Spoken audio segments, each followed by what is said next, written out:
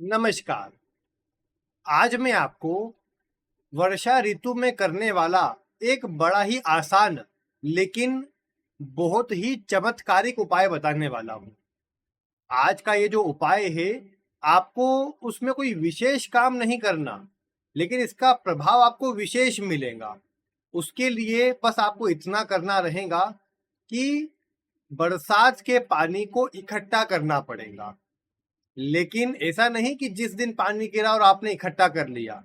एक विशिष्ट दिन पर आपको इस वर्षा ऋतु के जल को एकत्रित करना है और उससे क्या क्या उपाय करना है वो मैं आगे बताऊंगा। लेकिन अगर आपने ऐसा कर लिया तो आप ये देख पाएंगे कि आपके जीवन में जो भी नकारात्मक ऊर्जा आपके घर परिवार में आपके जीवन में बनी हुई थी, उससे आपको मुक्ति मिलती हुई नजर आएगी।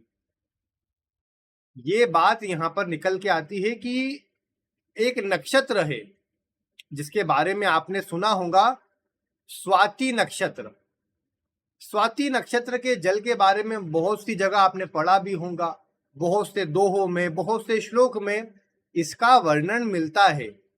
और ये बात कही जाती है कि स्वाति नक्षत्र का जो जल होता है, ये जल यदि आप एकत्रित कर लेते हैं, और इतना ही नहीं, इससे कुछ और भी विशेष उपाय है जो यदि आप कर लेते हैं तो आपके जीवन में चंद्रमा जन्य जितनी भी समस्याएं हैं, जितनी भी पीड़ाएं हैं, वो दूर हो जाती है। अब एक बात मैं आपको बताऊं ना, तो हमारे जीवन में वैसे तो बोलते हैं कि जीवन की 30% 35% जो समस्या होती है वो चंद्रमा के कारण होती है। लेकिन वास्तविकता में अगर आप देखेंगे ना, तो आपके जीवन में जितनी समस्याएं हैं उसका एक मूल जो जड़ है, जो मूल उसका है, वो चंद्रमा ही है। मैं ऐसा नहीं कह रहा कि एक ही जड़, एक ही ग्रह के ऊपर मैं दोषारोपण कर रहा हूं, लेकिन वास्तविकता है ये बात। चंद्रमा जो है मन का कारक है। अब मन का जो कारक है, आप एक बात गौर करिए, आपको धन चाहिए। क्यों चाहिए? नॉर्मल जीवन व्यतीत करने के लिए तो हर व्यक्ति के पास इतना तो है कि व्यक्ति धन का अपना दैनिक दिनचर्या निकाल लेता है। लेकिन आपको अधिक धन चाहिए कि आप अपने सुखों को अर्जित कर सके, आप घर परिवार में सुख सुविधा पूर्वक रह सके। वो किस लिए? आपके मन की संतुष्टि के लिए। आपको लगता है कि हाँ, धन अच्छा आ जाएगा तो सुख सुविधा अर्जित करके सुख पूर्वक रहेंगे। हो सकता है धन आने के बाद में आपके मन में किसी और चीज के सुखों की चाहत बढ़ जाए, क्योंकि जिनके पास धन है उन्हें कुछ और चाहिए, जिनके पास धन नहीं है उनको धन की चाहत है। लेकिन जिस भी चीज के पीछे आप भागदौड़ करते हैं, जिसके लिए भी आप प्रयास करते हैं, किसके कारण करते हैं? आपके मन के कारण करते हैं। आपने कभी कोई एक सन्यासी व्यक्ति को देखा कि वो बहुत चाहत कर रहा है कि मुझे ये वस्तु मिल जाए? नहीं करता। क्यों नहीं करता? क्योंकि उसके मन में संतोष है, उसे कोई वस्तु नहीं चाहिए। तो यही बात अगर आप एक आम व्यक्ति के लिए लागू करेंगे तो हो सकता है, जैसे मान लो एक व्यक्ति ने अपने जीवन काल में बहुत अच्छी मात्रा में धन कमा लिया। मुझे बताइए, क्या वो फिर भी धन के पीछे बहुत भागेगा? क्या वो बहुत ज्यादा कोशिश करेगा कि उसके पास बड़ी मात्रा में धन आ जाए, बड़ी मात्रा में सुख सुविधा आ जाए? आपका जवाब आएगा नहीं। क्यों करेगा? धन तो है उसके पास। तो उसका मन धन की ओर नहीं जाएगा। वो ये नहीं कोशिश करेगा कि बहुत बड़ी मात्रा में धन आ जाए, मैं सुखपूर्वक रहूं, लग्जरी रहे, ऐसी चीजें नहीं सोचा, क्योंकि है उसके पास। उसका ध्यान हो सकता है किसी और वस्तु की तरफ चला जाए। ये बात यहाँ पर मुख्यता वाली है कि आपका मन जो है आपके लेवल अनुसार आपके मन में विचार लाता है और उस विचार के वशीभूत होकर आप प्रयास करते हैं। जब आपके मन का काम होता है तो आप प्रसन्न होते हैं, मन का नहीं होता तो आप उदास, बेचैन, परेशान और अधिक ओवर थिंकिंग करके अपने आप को आप परेशान कर लेते हैं। या जैसे आज के समय आप सुनते हैं कि बहुत से लोगों को नींद की समस्या है। आप सुनते होंगे कि डिप्रेशन, टेंशन आज के समय पर बहुत तेजी से बढ़ रहा है। क्यों बढ़ रहा है? कि व्यक्ति के मन में विचार बहुत ज्यादा चल रहे हैं, और वो विचारों का मूल कौन है? चंद्रमा। आपके मन में जितने विचार है, जो कंफ्यूजन है, जो चिंता है, ये काम कैसे होगा, ये पैसे कहाँ से आएंगे, इसको कैसे दूंगा, ये काम कैसे करूंगा, घर कैसे चलाऊंगा, मेरा सम्मान कैसे बने रहेगा, मैंने किसी को दे दिया तो अगर उसने नहीं लौटाए तो क्या होगा? मतलब जितनी भी समस्याएं हैं, ये मन में उत्पन्न भय के कारण है। एक बच्चे को कभी भयभीत देखा है? छोटे से बच्चे को नहीं देखा होगा, बहुत कम देखा होगा आपने, क्योंकि उसे दुनियादारी की समझ नहीं है, उसके मन में उतना बाहरी दुनिया का प्रभाव नहीं आया है। वो अपने आप में मस्त है, उसके पास से सांप निकल जाए, उसके पास से कोई अच्छा कोई वस्तु उसके पास में पड़ी हो, सोना चांदी उसके पास पड़ा हो, उसे किसी चीज की चाहत नहीं है। चाहत मन की है और मन एक समय पर आकर अपना विशेष प्रभाव देता है। तो इसीलिए मैं ज्यादा भाषण न देते हुए आपको अगर बताऊं तो स्वाति नक्षत्र, अब आप पूछेंगे कि ये नक्षत्र कब आएगा, तो अब देखो ये भी किस्मत की बात है कि इस वर्षा ऋतु के काल में, मैं जल्दी इसीलिए बता रहा हूँ कि वर्षा ऋतु के काल में आपको मतलब आपके पास मौका रहे कि आपके उस समय पानी गिर जाए और आप उसको एकत्रित कर पाए, संग्रहण कर पाए उसका। आप अगर देखें तो 22 जुलाई को, वैसे 21 जुलाई की रात को लगभग 6-7 बजे के बाद से वैसे स्वाति नक्षत्र लग जाएगा, चंद्रमा स्वाति नक्षत्र में चला जाएगा। तो एक तो 21 जुलाई की रात या शाम के समय से मान लो, और 22 जुलाई को 8 बजे तक या 9 बजे तक लगभग आपके समय अनुसार आप गूगल पर सर्च कर लीजिएगा स्वाति नक्षत्र कब है, जुलाई में आपके पास तारीख आ जाएंगी उसकी। 21 की रात और 22 की रात तक, ये समझ लो एक दिन ये हो गया। इसके ठीक एक महीने बाद लगभग 18 अगस्त को फिर पूरे दिन भर स्वाति नक्षत्र सुबह 5 बजे से लेकर के अगले दिन के 5 बजे तक रहेगा, मतलब लगभग रात तक रहेगा। पूरे 18 जुलाई को कभी 18 अगस्त को कभी पानी गिरे या 22 जुलाई को कभी पानी गिरे, आपको उसे एकत्रित करना है। कैसे एकत्रित करेंगे? ऐसा मत कीजिएगा कि किसी के घर के ऊपर से आ रहा है, कोई मतलब किसी के शेड के ऊपर से आ रहा है तो आप इकट्ठा कर लो ना।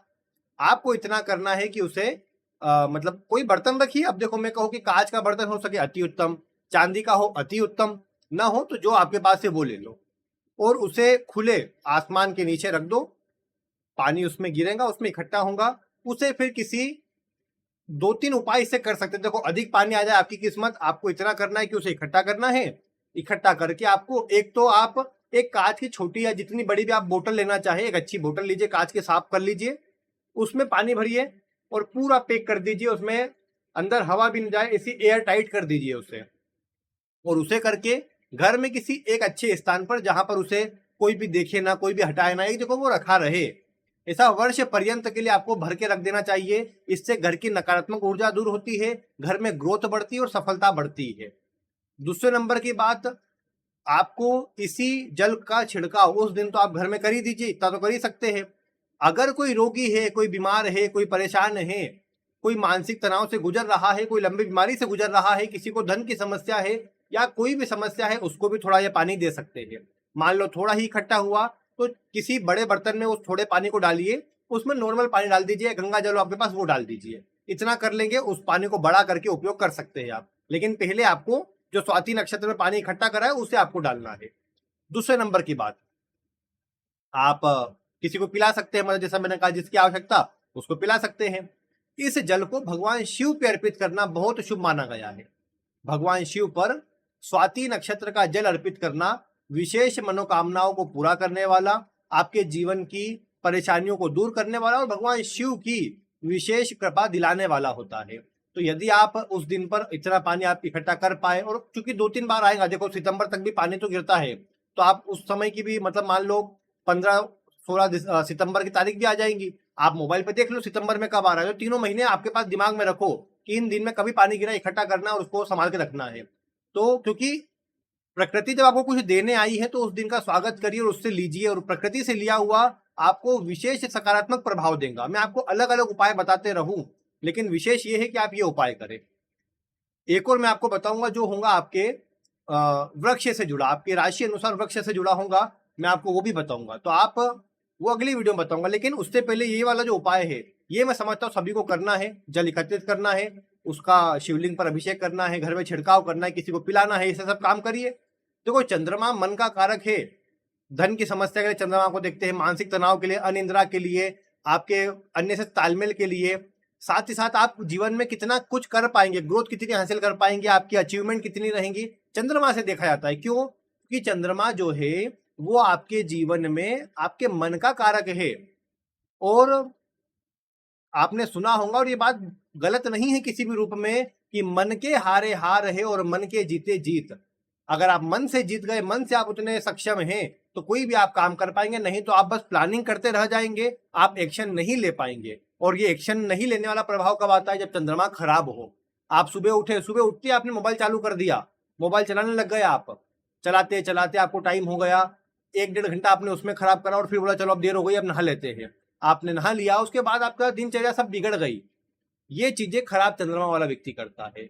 अच्छे चंद्रमा वाला व्यक्ति जैसे ही उठा, स्नान आदि के काम करके, पूजा आदि के काम करके अपने कार्य में बैठ जाता है, और फिर अगर लगता है कि ना मैं फ्री हूं इस समय, तब मोबाइल चलाएगा, तब कोई अपने अन्य काम करेगा।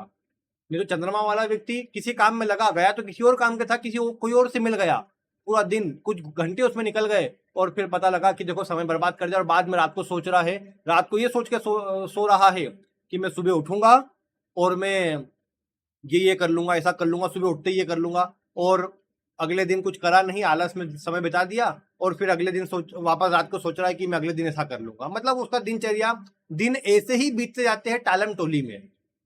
इसीलिए जरूरी चीज क्या है कि आपको अपने चंद्रमा को अच्छा करना है। इस उपाय से चंद्रमा विशेष अच्छा हो जाएगा और आपके जीवन में विशेष सकारात्मक प्रभाव आपको देगा।